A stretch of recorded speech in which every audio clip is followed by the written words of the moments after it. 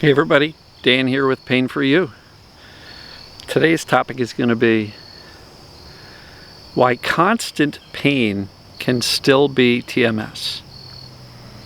I get this question a lot, so I'm going to enjoy it. Sun's about to go down, just catching a video here. Tractor boy was out about an hour ago, kind of delayed me. Breathe in some peace. Listen to those bugs and the birds. It's awesome out here. I should really spend more time out here. Alright, so why constant pain can still be TMS. Now, if you've been in this TMS world a little while, you know, you hear the stories and the assessments and saying, oh, TMS, you know, usually moves, or it gets worse and gets better, or it changes location, or symptom imperative.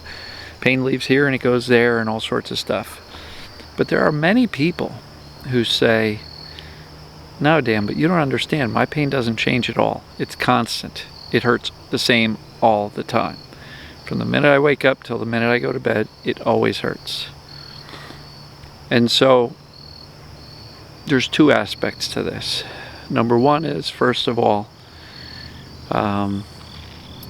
is it truly constant, or it's constant when you move a certain way, right? Is your knee pain, for example, hurting 100% of the time whether you're moving or not, or it's constant when you move it, right? So I think there's a little bit of perception, and it's kind of subjective as to what constant means. Constant literally means it hurts you 24 hours a day, whether you're sleeping, awake, laying still, moving, climbing stairs, you name it. So when you say, my pain is constant, do you mean it hurts all the time every time you move? Or do you mean it hurts all the time even when you're sitting still doing nothing? I'm not debating your experience. I'm just suggesting we try to clarify that a little bit. Now, the other issue is people will say, well, you know, it can't be TMS because my pain doesn't move, it doesn't change, it doesn't go away, it doesn't come back, it doesn't get worse, doesn't get better. It's always about the same at a really high level. It's always excruciating. So it can't be TMS, right? Well, it can be, all right? Because if it came on through no physical trauma, no car accident, no fall, no real true injury, and it kind of correlates and maps back to, you know, what was going on in your life, super stressful time, seemingly came out of nowhere, and perhaps it started as, you know, mild, and then it got worse and worse and worse until it kind of stuck at a certain level. We can still pinpoint and say there's a lot of indicators for TMS. So here's my take on why sometimes the pain can be constant. And if you recall, fear and attention kind of fuel the symptoms. So if your fear level for this particular symptom is way high and you're constantly staring at it and it's constantly excruciating, so therefore that builds more fear and focus and attention and worry and anxiety about it, essentially what the brain is interpreting it is, we've got a really, really big problem here. And since we're always focused on it and we're always paying attention to it and we are very fearful of it and we are, in some cases, debating whether or not it's TMS, right? That may make certain symptoms constant. And so, if your pain is constant, number one, are you crystal clear that this is TMS? My guess is going to be that no, you're not. Because I've spoken to a lot of these people, I've messaged with them, I've seen comments and answered questions, and many of them, you know, are still asking the question, yeah, but Dan, my pain doesn't move, it doesn't change, so I'm not convinced it's TMS. What I want to do is help those people get over this hurdle, because just because your pain doesn't change much, if at all, doesn't mean it's not TMS. It just means that your fear level and the attention you give it is super, super high.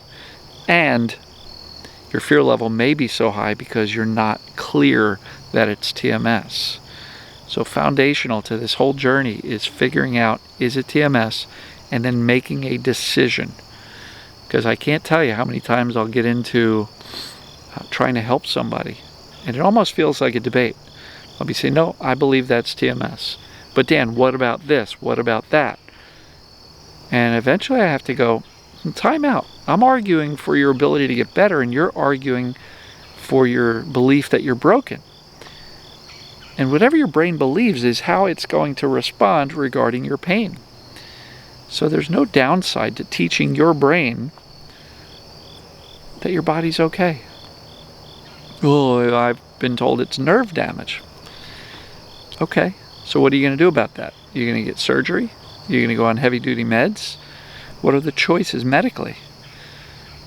No, there is none. And how do they know it's nerve damage? Well, by my description of the symptoms. Okay, so it's their opinion that it's nerve damage because it sounds like, what they've learned nerve damage feels like to patients.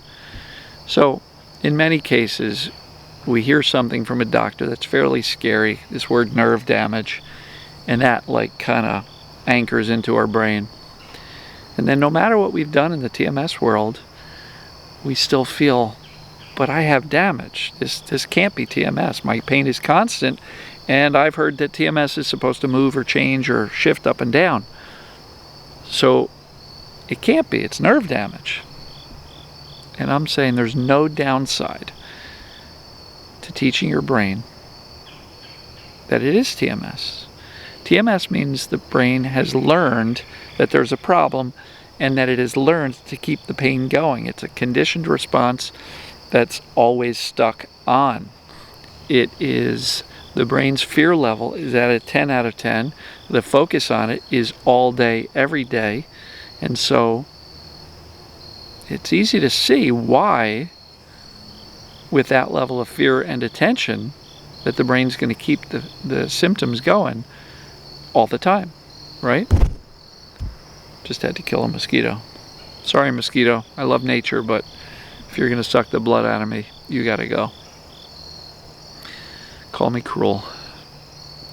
So look, if the fear level and the attention and the uncertainty about the cause of the pain is super high, don't be surprised that the pain is constant.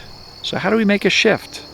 Number one, get super clear that it can still be TMS and look for the origin. How did it get started? Was it that bad to begin with? Or did it kind of grow and get worse and worse and worse till it kind of, hit the peg and stuck there? And then just start to evaluate how much fear and attention am I giving this? And if there's a lot of fear and a lot of attention, that could very well be the reason that it is so constant. Because if your brain believes that you got a bum knee, for example, it is going to always hurt when you're walking or climbing stairs or getting up from the couch or toilet or bed or whatever. Because your brain is always here using pain to protect you from doing something the brain perceives as dangerous. And if you got a bum knee, moving that knee is dangerous because the brain thinks you might have a problem there. So if you think you've got nerve damage, your brain is always going to turn on the pain to stop you from doing things that the brain thinks are bad.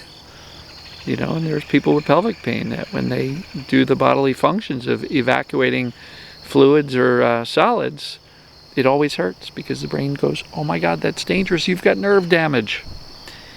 And so, it can still be TMS. And the sooner that you decide that it's TMS, and you start teaching the brain that you're okay with your calm, reassuring response, not freaking out anymore, not being too concerned about it, because when you're not concerned about the symptoms, the brain learns, maybe I, the brain, don't need to be concerned. So, if your pain is constant, it can still absolutely be TMS. I absolutely believe that with my heart. All pain is learned. The body heals. So if you've had this constant pain for longer than it would take for a normal recovery from some type of an injury, then Your body's already healed. Trust that. Decide that your brain has just learned and perceives that it hasn't healed. You know, and there are traumatic injuries where people, you know, they sever nerves. They don't have chronic pain where the nerve was severed. They just don't, right? So I'm not a huge, I guess nerve damage can absolutely happen. But when you start hearing from the medical doctors that you have nerve damage from sex, or you have nerve damage from clenching your muscles down there, I don't believe that's the case. I don't believe the body is really designed to injure itself with tight muscles or not. And if a woman can give birth to a baby, sex is not dangerous. I'm not saying it's not dangerous emotionally. I'm not saying it's not dangerous in an abuse or rape situation. No disrespect there. Absolutely can be for a number of reasons, but sex with a loving partner, that should not be dangerous to the point where it's going to damage a nerve and cause chronic symptoms, right? So, yes, constant pain can still be TMS. I believe that with all my heart. And if we teach the brain and we give it new information, clarity that it is TMS, and we dial down the fear through that accurate knowledge and decision that it is TMS, and then we shift our attention more towards living our life and smiling and finding joy, you may very well find that your brain learns that lesson, and when it gets the message, the symptoms can start to diminish and fade away. So for anybody with chronic, or not chronic, constant pain, take heart. There is a way out, and I believe you're on it. If you need some help, if you'd like some regular support from me, join the weekly group coaching membership. Go to painforyou.com/join. It's weekly calls on Wednesdays at 1 p.m., 7 p.m. Eastern. And I also do have a video-based course where I take the best information I've got from all my 900 plus videos, and I condense it into a couple-hour course, about 15 videos. So don't try to figure this out on your own. Don't feel like you're going through this by yourself. You know, there's other people experiencing this stuff, and when you start seeing other people getting better and learning lessons and sharing those lessons in these group calls, it makes it easier for you to feel confident and pick up that momentum and make progress yourself. So don't do this by yourself. Feel free to join. It's $100 a month, no time limit. You can join for a month. If you don't like it, you don't have to stay, but at least you got the value out of the course and a few coaching sessions. It's way cheaper even than a one-on-one call with me, a private session. So, love you guys and gals. Hope to see you in the group. And hopefully this message reached a number of you that have constant pain. I still think it's TMS. I hope you can decide that for yourself so that you can start moving forward. Take care, guys and gals. Love you.